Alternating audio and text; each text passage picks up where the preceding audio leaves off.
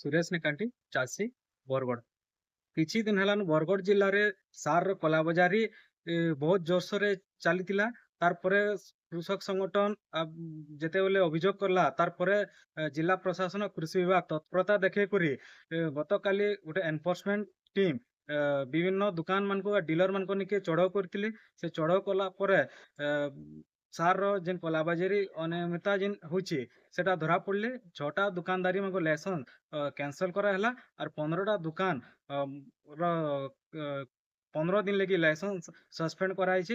ଆମେ ସ୍ୱାଗତ ଯୋଗ୍ୟ ପଦକ୍ଷେପ ନେଇଛନ୍, କିନ୍ତୁ ମାତ୍ର 15 ଦିନ ଲାଗି ଲାଇସେନ୍ସ କ୍ୟାନସଲ କଲେ ତାର କିଛି କାରଣ ଫେର ତାର ଲାଇସେନ୍ସ ରିନ୍ୟୁ ହେଇଗଲା ପରେ ଫେର ସେ ମନମାନି କରବା। ଆମେ ଯେ ବି ଅଧିକା ରେଟ୍ରେ ବିକୁଛେ ଅନିୟମିତତା କରୁଛେ ତାର ଉପରେ ଦୃଢ଼ କାର୍ଯ୍ୟାନୁଷ୍ଠାନ ନେବାର କଥା, ଯେନ୍ଟା କି ସବୁଦିନ ଲାଗି ତାଙ୍କ ଲାଇସେନ୍ସ କ୍ୟାନସଲ କରବା କଥା। আর ଜିଲ୍ଲା କୃଷି ବିଭାଗକେ ଆମେ ଅନୁରୋଧ କରୁଛୁ ସାର୍ କେମିତି କରି ଚାଷୀ ମାନଙ୍କୁ ସୁରୁଖୁରୁରେ ପାଇପାରିବେ আর କେନ୍ତା করে এমআরপি ଅଧିକା ବିକ୍ରି ନ ହଏ। আর ଯେନ୍ ট্যাগিং করছেন ট্যাগিং কেନ୍ତା করে বন্ধ হবা ইতিপ্রতি জিলা প্রশাসন কৃষি বিভাগ ধ্যান দেবার লাগে অনুরোধ করুଛୁ। আর সুରୁଖୁରୁରେ ଚାଷୀ ତାର ଉଚିତ ମୂଲ୍ୟରେ ସାର ପାଇବାର କଥା, ଯଦି ନା ପାଇଲେ ଆଗକେ ଫେର ଆନ୍ଦୋଳନ କରିବା ଲାଗି ବାଧ୍ୟ ହେମୁ।